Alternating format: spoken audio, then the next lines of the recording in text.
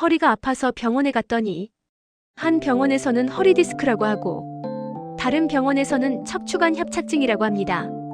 MRI까지 찍었는데도 설명을 듣고 나오면 오히려 더 헷갈립니다. 그래서 많은 분들이 이렇게 말씀하십니다. 이거 그냥 나이 들어서 그런 거 아니에요? 하지만 분명히 말씀드리겠습니다. 허리 디스크와 척추관 협착증은 같은 허리 통증처럼 보여도 출발점부터 진행 방식부터 치료 선택까지 완전히 다른 병입니다. 오늘 이 영상 하나만 끝까지 보시면 지금 내 허리가 어떤 상태인지, 어디까지는 치료로 가능한지, 그리고 수술을 고민해야 할 시점은 언제인지 스스로 판단할 수 있게 됩니다. 지금부터 차근차근 어렵지 않게 설명드리겠습니다. 먼저 허리 디스크부터 정확히 이해해 보겠습니다. 허리 디스크의 정확한 의학적 명칭은 요추 추간판 탈출증입니다. 우리 허리뼈 사이에는 디스크라는 말랑한 구조물이 있습니다. 이 디스크는 스펀지처럼 충격을 흡수해주는 역할을 합니다. 그런데 나이가 들거나 오래 앉아있거나 무거운 것을 들거나 허리를 갑자기 비트는 동작을 반복하면 이 디스크가 점점 약해집니다. 그리고 어느 순간 디스크가 뒤쪽으로 밀려나와 신경을 누르게 됩니다. 이때 통증이 갑자기 시작됩니다. 그래서 허리 디스크 환자분들은 이런 말을 많이 합니다. 갑자기 허리를 삐끗했어요. 아침에 일어났는데 다리가 찌릿했어요. 무거운 걸 들고 나서부터 통증이 시작됐어요. 즉 허리 디스크는 갑작스럽게 증상이 시작되는 경우가 많다는 것이 특징입니다. 반대로 척추관 협착증은 완전히 다릅니다. 척추관 협착증은 어느 날 갑자기 생기는 병이 아닙니다. 척추관이라는 것은 신경이 지나가는 통로인데 나이가 들면서 이 통로가 점점 좁아지는 병입니다. 왜 좁아질까요? 디스크는 납작해지고 허리 관절은 커지고 인대는 두꺼워지고 뼈에는 작은 돌기들이 생깁니다. 이 변화는 하루아침에 생기지 않습니다. 수년, 수십 년에 걸쳐 서서히 진행됩니다. 그래서 협착증 환자분들은 이렇게 말씀하십니다. 처음엔 그냥 허리가 좀 불편했어요.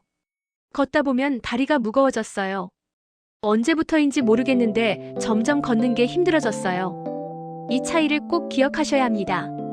허리 디스크는 튀어나오는 병, 척추관 협착증은 좁아지는 병입니다. 이 출발점의 차이가 이후 모든 치료 판단을 결정합니다. 이제 증상 이야기를 해보겠습니다. 허리 통증은 다 비슷해 보이지만 자세히 들어보면 전혀 다릅니다.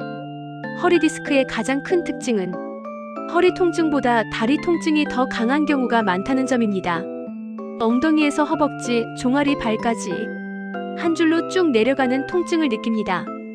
찌릿찌릿하거나 전기가 오는 느낌 또는 타는 듯한 통증을 호소하는 경우도 많습니다. 특히 기침이나 재채기를 할 때 통증이 심해진다면 디스크 가능성이 더 높아집니다. 이것은 복압이 올라가면서 신경 압박이 더 심해지기 때문입니다. 반면 척추관 협착증은 통증의 성격이 다릅니다. 다리가 아프긴 하지만 찌릿함보다는 무겁고 뻐근한 통증이 많습니다. 그리고 가장 중요한 차이가 바로 걷기입니다. 협착증 환자분들은 이렇게 말씀하십니다. 걷다 보면 다리가 아파서 멈춰야 해요. 조금 쉬면 괜찮아져요. 다시 걸으면 또 아파요. 이것을 간헐적 파행이라고 합니다. 협착증의 대표적인 신호입니다. 또 하나 중요한 차이는 자세입니다. 허리 디스크는 앉아있거나 허리를 숙일 때 통증이 심해지는 경우가 많습니다.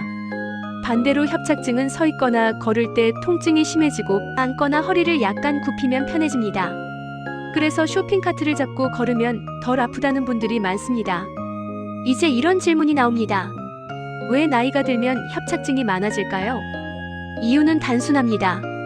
허리는 평생 사용해온 구조물이기 때문입니다. 나이가 들면 디스크는 자연스럽게 낮아지고 관절은 커지고 인대는 두꺼워집니다. 이 모든 변화가 척추관 안의 공간을 조금씩 줄입니다. 그래서 협착증은 노화의 결과라고 부르는 경우가 많습니다. 그렇다면 MRI는 왜 헷갈릴까요? MRI는 누워서 찍는 검사입니다. 하지만 협착증은 서 있거나 걸을 때 증상이 심해지는 병입니다. 즉 사진으로는 덜 심해 보이는데 실제 생활에서는 통증이 심한 경우가 많습니다. 그래서 MRI 소견만 보고 아직 괜찮다고 판단했다가 생활에서는 점점 더 힘들어지는 경우가 생깁니다. 이 차이를 이해하지 못하면 치료 방향이 엇갈리게 됩니다. 허리 통증에는 버텨도 되는 단계와 절대 버티면 안 되는 단계가 있습니다. 처음에는 단순한 통증일 수 있습니다. 하지만 시간이 지나면서 걷는 거리가 눈에 띄게 줄어들거나 다리에 힘이 빠지거나 발 감각이 둔해진다면 이것은 신경 압박이 진행되고 있다는 신호입니다. 특히 계단을 오르내릴 때 다리에 힘이 빠지는 느낌이 든다면 넘어질 위험도 커집니다.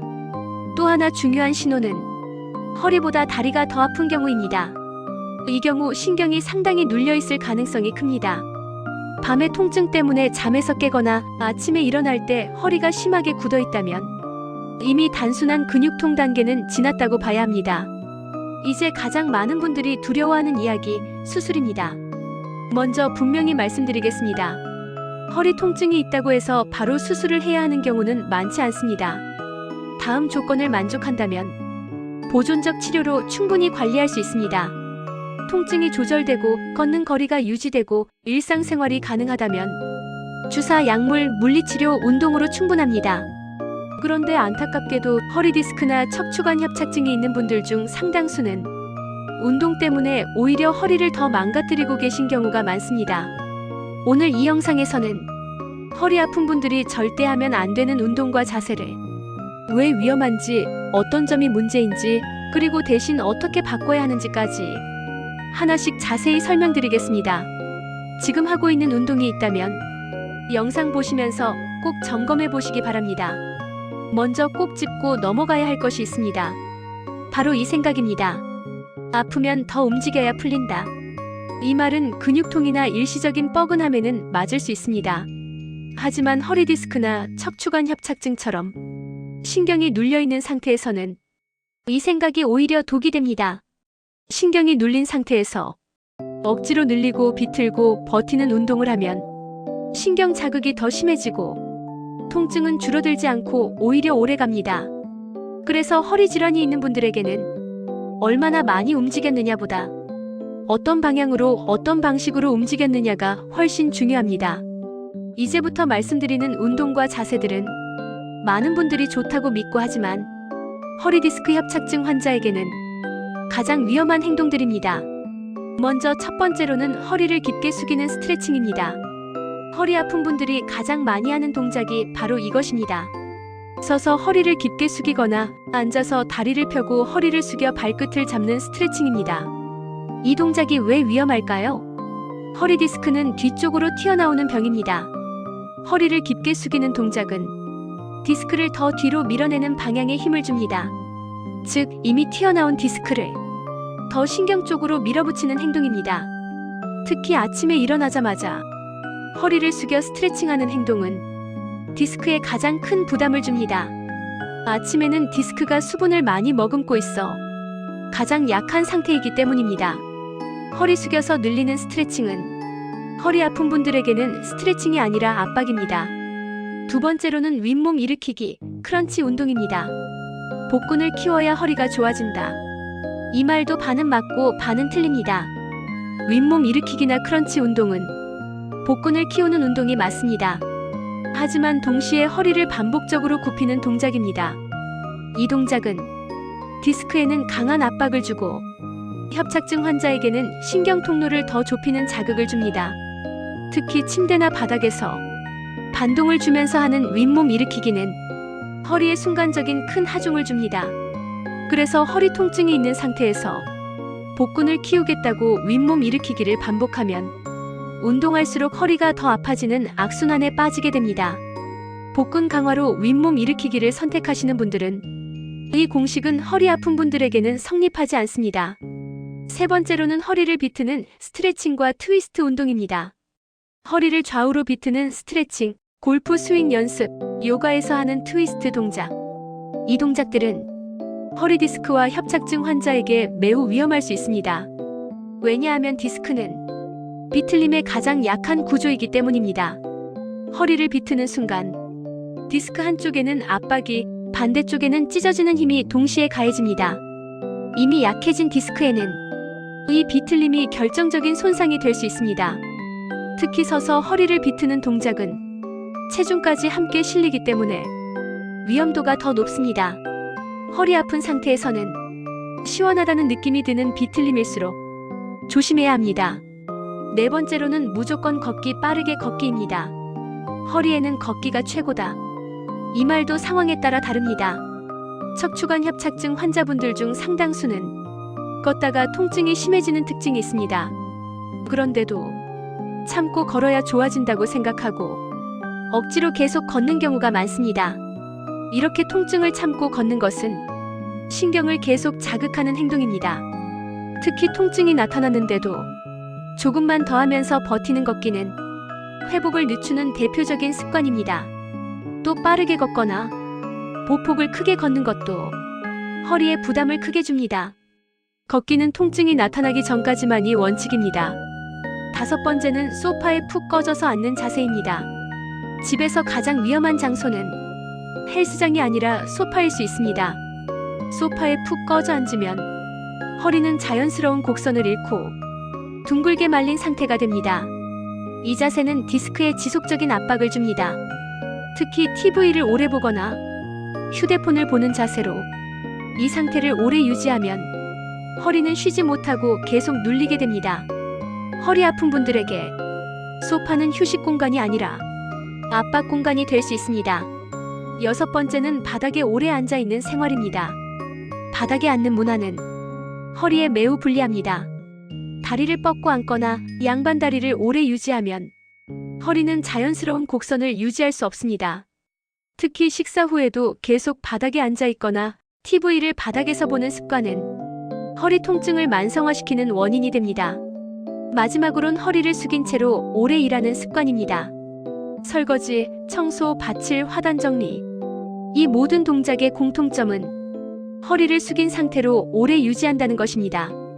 허리를 숙인 자세를 잠깐 하는 것은 괜찮을 수 있지만 그 상태를 오래 유지하면 디스크와 신경에는 지속적인 압박이 가해집니다. 이런 작업을 할 때는 중간중간 반드시 허리를 펴고 쉬는 시간을 가져야 합니다. 주사 치료는 통증과 염증을 줄여 회복할 시간을 벌어주는 치료입니다. 그 시간 동안 올바른 운동을 통해 허리를 지지하는 근육을 키워야 합니다. 하지만 분명히 수술을 고민해야 하는 시점도 있습니다. 걷는 거리가 계속 줄어들고 다리에 힘이 빠지고 감각이 둔해지고 소변이나 대변 조절에 문제가 생긴다면 이때는 미루면 안 됩니다. 60대 70대라도 나이가 수술의 기준은 아닙니다.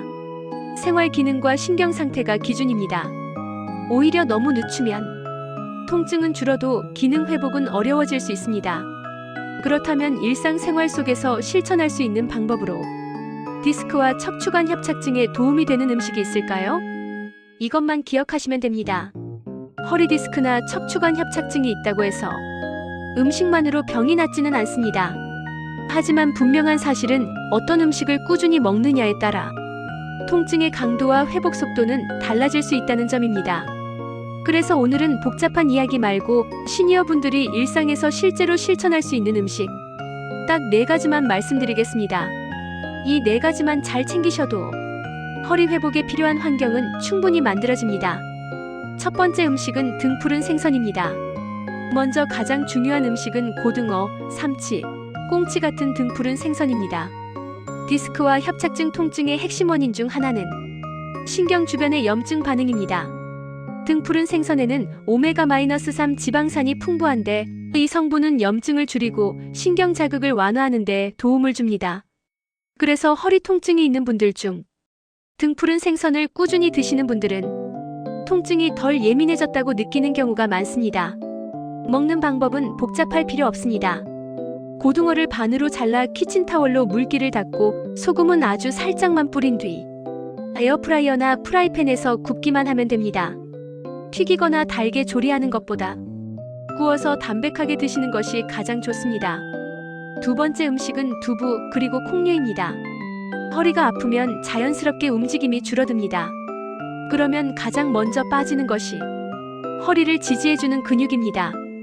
근육이 줄면 허리는 더 불안정해지고 통증은 더 쉽게 반복됩니다.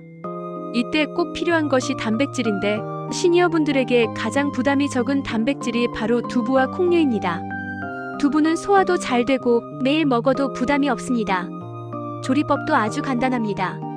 두부의 물기를 키친타월로 살짝 제거한 뒤 팬에 올리브유를 아주 조금만 두르고 중약불에서 앞뒤로 노릇하게 굽습니다. 간장은 많이 넣지 말고 간장 조금의 들기름 몇 방울 정도면 충분합니다. 자극적인 양념은 오히려 염증을 키울 수 있습니다. 세 번째 음식은 녹색 채소입니다. 세 번째로 꼭 드셔야 할 음식은 시금치, 브로콜리, 부추 같은 녹색 채소입니다. 이 채소들에는 신경과 근육 건강에 중요한 마그네슘과 항산화 성분이 풍부합니다. 허리 주변 근육의 긴장을 줄이고 신경이 예민해지는 것을 완화하는 데 도움이 됩니다. 특히 허리가 아픈 분들 중 다리가 자주 쥐가 나거나 근육이 뻣뻣하다고 느끼는 분들에게 좋습니다. 조리법은 시금치 나물이 가장 간단합니다. 시금치를 살짝 데친 뒤 물기를 꼭 짜고 참기름 몇 방울과 소금 아주 소량만 넣어 무칩니다. 마늘은 넣어도 되지만 많이 넣을 필요는 없습니다. 중요한 것은 짜지 않게 먹는 것입니다. 네 번째 음식은 견과류입니다.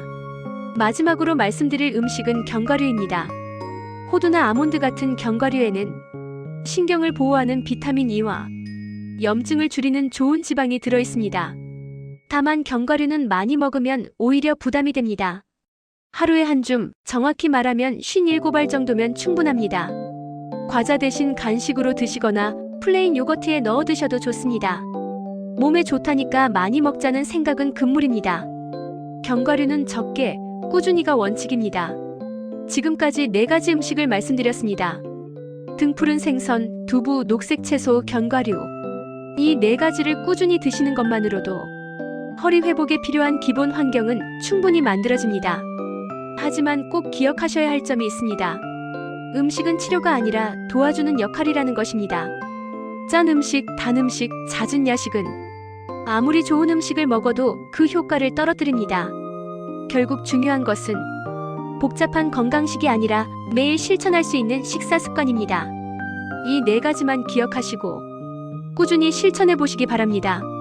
오늘 말씀드린 내용을 정리해보면 허리 디스크와 척추관 협착증은 같은 허리 통증이 아니라 원인도 다르고 관리 방법도 다른 병이라는 점입니다. 그리고 음식은 병을 낫게 하는 치료가 아니라 허리가 회복될 수 있도록 환경을 만들어주는 역할이라는 것도 꼭 기억하셔야 합니다. 등푸른 생선, 두부, 녹색 채소, 견과류처럼 부담 없고 꾸준히 먹을 수 있는 음식부터 챙기시는 것이 가장 중요합니다. 하루 이틀 잘 먹는 것보다 매일 조금씩 오래 실천하는 것이 허리 건강에는 훨씬 큰 힘이 됩니다. 허리 통증을 무조건 참고 버티거나 남들이 좋다는 방법을 그대로 따라하기보다는 오늘 영상에서 알려드린 기준으로 내 몸에 맞는 선택을 해보시기 바랍니다. 오늘 영상도 좋으셨다면 좋아요, 구독 많이 부탁드립니다.